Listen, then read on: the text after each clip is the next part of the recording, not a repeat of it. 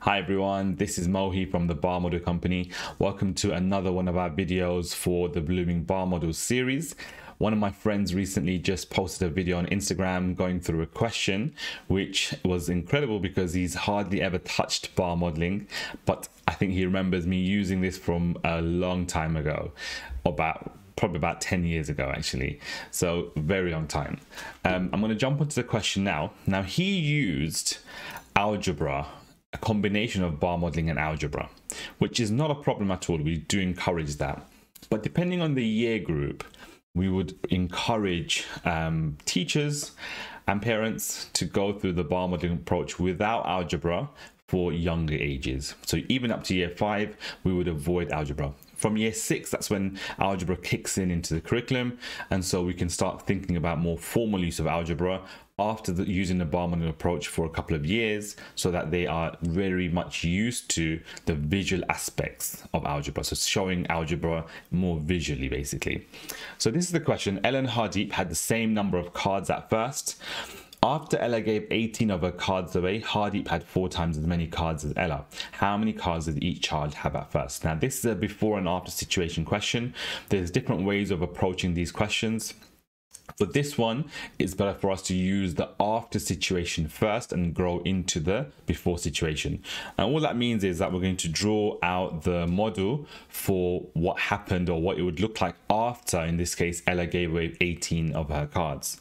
Now we have to be careful here because it doesn't say Ella gave 18 of her cards to Hardeep. It just says she gave away 18 of her cards. Doesn't say to Hardeep, so Hardeep doesn't actually get anything from that transaction, right? So at the end, Hardeep has 4 times as many cards as Ella. So we're going to draw that out. If Ella has this amount of cards after giving away 18 of her cards, then Hardeep will have 4 of those parts, right? 4 of those bars. So you've got 1, 2, 3, and 4.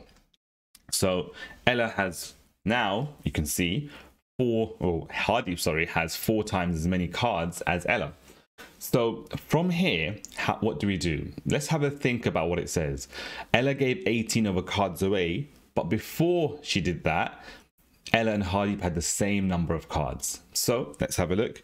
If they had the same number of cards, then I'm going to show that by adding this part onto the model. Okay, up to here, they have the same number of cards, as you can see, right? They have exactly the same number of cards. So before Ella gave away her 18 cards, they had the same number. So that extra part that we have in red now must be 18, because when that was there, they had the same number of cards. And so from here, we can see that these 3 bars represent 18. So we can write 3 units, 3 equal parts, are equal to 18. 1 unit, one of those parts, is going to be 18 divided by 3, which is 6. And so each of these parts are equal to 6. And because they're all equal here, we know that's all 6 now.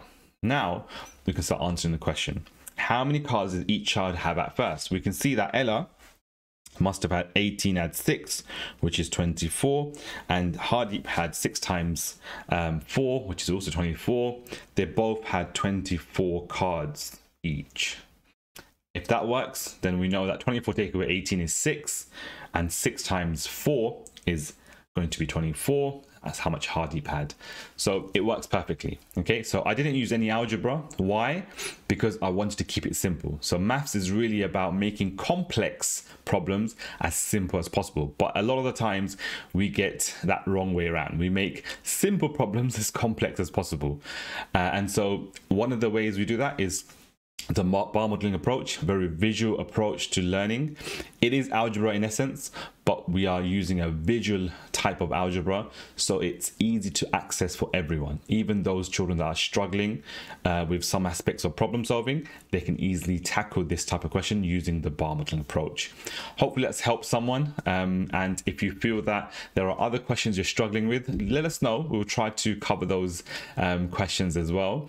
And if you're a school and you'd like to take part in some CPD and your school needs some CPD, maths or bar modeling, or both, feel free to contact us and we would love to talk to you and support your school in your maths CPD needs. Take care, everyone. Bye.